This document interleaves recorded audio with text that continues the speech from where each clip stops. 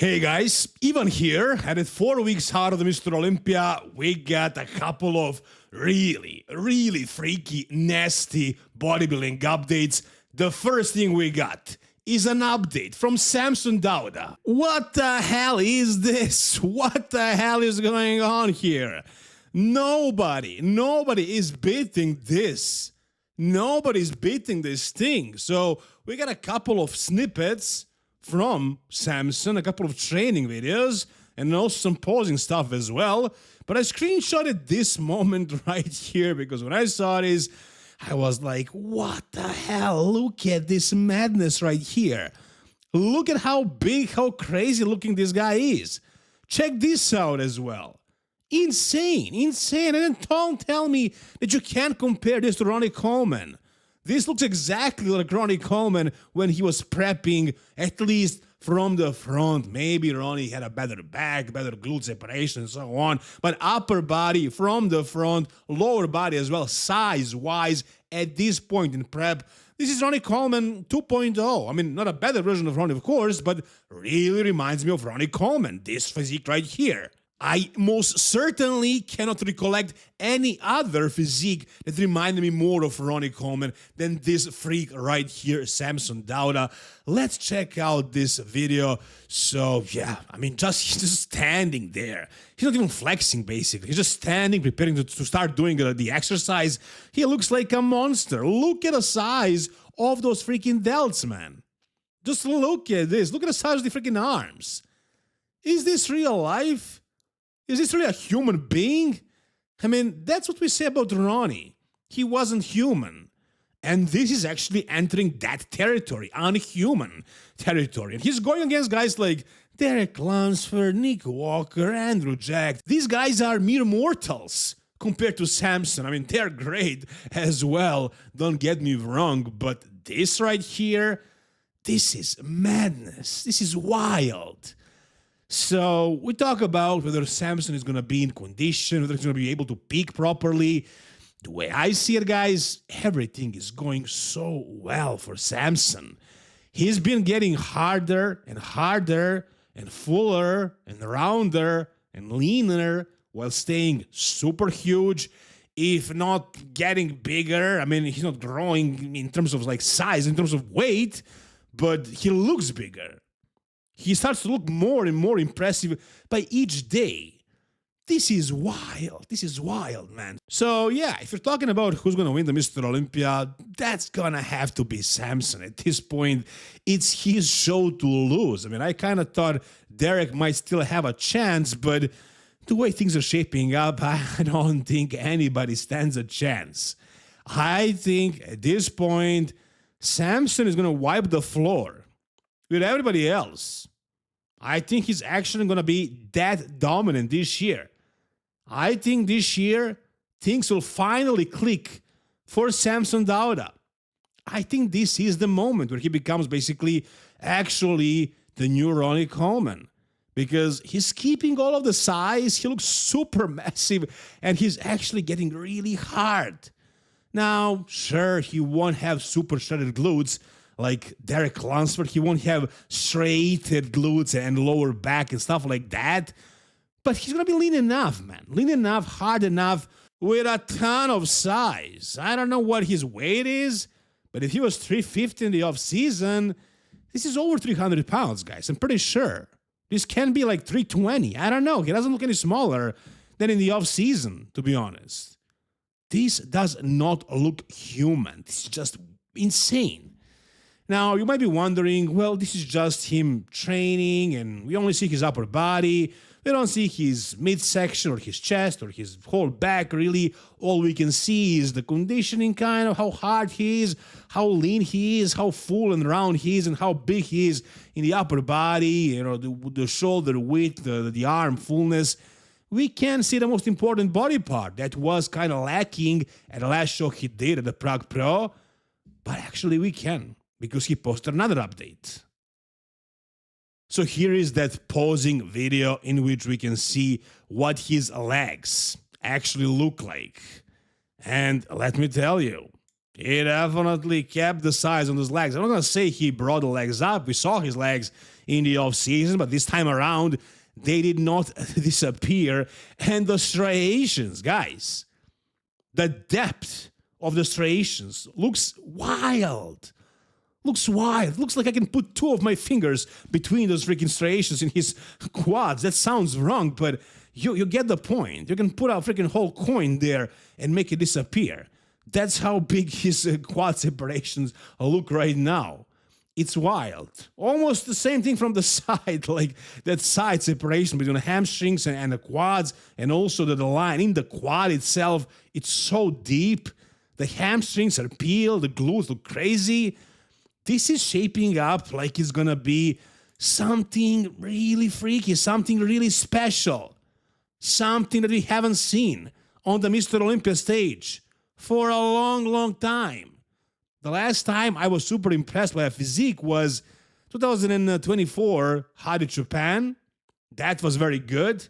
Before that, I would say 2013 Phil Heath, maybe Kai Green at the same time during the same years. Before that, Jay Cutler. Before that, Ronnie Coleman. But that's about it, really. All the other physiques in between who won the Mr. Olympias weren't really that impressive, like Brandon Curry, nothing special, Big Ramy, lacked a lot, Derek Lunsford, Hadi Chopin, Dexter Jackson. All these guys had a lot of flaws. It's been a while since we saw something super, super impressive, something that we're really amazed with. And this just might be it. In 4 weeks' time, Samson is going to get even harder than he is right now. Hopefully he stays this big and full, but I have no reason to think that he won't. Things are going perfectly for him. Guys, prepare to witness something absolutely insane on the Mr. Olympia stage this year. I think this is the year. Do you agree with me? Whatever you think, tell me down below. All right, the next thing we got is an update from James Hollngshead. An update from James that most of us did not expect, to be honest. However, he says that it just makes sense. I am not sure how much sense it makes, but I can't really disagree. So James Hollngshead is doing another show, guys. Basically, it's 2 weeks out of the Mr. Olympia. He's going to be jumping, actually 3 weeks out. He's going to be jumping into another show. That's right, Italy Pro. So he says in the caption here, can't wait to be back in Italy with the Italian fans of bodybuilding. You guys go mad for it. Looking very much forward to doing what we do and enjoy it in a lovely country with some of my peers, of which are my friends. Let's make a good one. See you next week, Italy. Now, James, right now, he's one of the bigger names in the sport. I mean, almost beating Bekrus Tabani by the opinion of many, deservedly beating him. Then also pushing Nick Walker at Tampa, placing second. And then winning the freaking Atlanta Pro. Doing so many shows, traveling all over the world, from China to Europe, from Europe to US, from US to Europe, and being able to peak show after show perfectly. I really want to know his coach's secrets, man, and what they figured out about James's body to be able to do this. But, it actually does make sense. James didn't go into explaining in this post. Maybe he will in another post. But here, basically, what I can conclude is that, he's not a younger bodybuilder. He's kind of at the tail end of his career, potentially. He's like in his mid to late 30s. And finally, his body is clicking. It's clicking so well. He's having a blast, I'm sure, competing and winning. And he has the opportunity to win one more show, earn some more prize money. And since it seems like they found a way to peak so many times, one show after another, even with, traveling and actually being able to be 100% on, they're probably not doing anything drastic for the peak week. They're probably just cruising and just showing up. And that's why I think this actually does make sense. I don't think he's going to do anything crazy for the peak week and basically spend himself too much. And also, if this is like his last year or like one of his few last years, Why just not utilize it maximally? Do all these shows, get as much advantage from them as possible. He won't be higher than top 10 of Mr. Olympia, best case scenario. So Mr. Olympia is not really like a big goal for him. Yes, he wants to compete there and present himself at his best, but it's not like he's going to win. I don't see him placing higher than 10th. Maybe he hopes for like a top 6 spot or something, but with that narrow back, I don't see that happening. So I think he knows that. He just wants to do as many shows as possible. Now at this show, he is going to be facing a pretty good threat, and that's Damien Kuffle. Do I see him beating Damien Kuffle? Yeah, I'm pretty sure I do. Now, Damien, he kind of, he did this show, basically Austria Pro, to test his peak week. And like a couple of days before that show, a week out, he was peeled, man. He was shredded. His glutes were dug out. I thought he was going to be super shredded at that show. He wasn't. He wasn't shredded from the glutes and from behind, basically. But from the front, he also wasn't flexing his quads, which is something that happens when guys aren't super enthusiastic and don't feel super confident. So they're not really fighting at their hardest. And when you're not trying super, super hard, your legs will stay soft. If you're a competitor and you're competing this weekend maybe, and you're like, I just need to bend my knees a little bit and the legs will... No. You gotta flex them like a maniac. It's gotta hurt. You gotta suffer on that stage. If you don't do that, you won't show your separation. And I think that's what happened with Damien Kuffle at this show. He knew he wasn't his best. He knew he didn't peak himself the best way possible. So he didn't feel confident enough to really try his hardest. Now, comparing these two guys, Damien and Regan, there was a gap between them. I thought Damien was going to give Regan a fight for his money, but it wasn't really the case. In my opinion, it was an easy win for Regan. And James beat Regan. So by that math, James should win this show easily.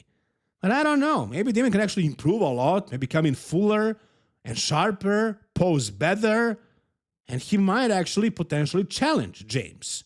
If James is slightly off, for example. But if these guys are pretty much on, and Damien is close to his Austria look, and James is close to all of his previous looks, James is gonna win. I'm pretty sure about that. But if you guys see it differently, tell me down below. Alright, and for the end, we have another freak, KRIZO. An update from KRIZO at 4 weeks out.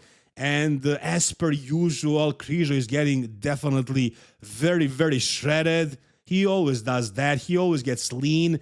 That's really not an issue. The problem with KRIZO is how good his posing will be. Maybe his stand is an issue sometimes as well. But other than that, he's gonna be huge. We already saw how much he progressed at Pittsburgh and New York. He's gonna be massive. He's gonna be shredded. And he improved his posing a lot for the last show he did for Pittsburgh.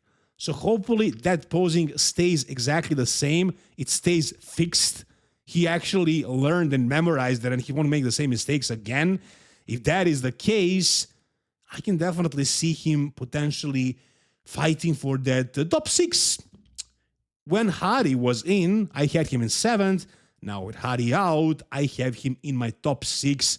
So I'll say Samson, Derek, Nick Walker, then also Andrew Jack, Martin Fitzwater, the top 5, not in this order, and then KRIZO fighting with guys like Bekrus Tabani, Antonio Burton, but I definitely do have KRIZO beating all these guys as long as he's on, and I have really no doubt of KRIZO coming in shredded, because just look at this. Look at his freakiness right here. Look at the hardness, the details, the granite look. Crazy, guys. Tell me down below, what do you think? And that is going to do it for this video, guys. If you enjoyed it, give it a thumbs up, subscribe to the channel for more content like this. See you soon, guys. All the best, and bye-bye.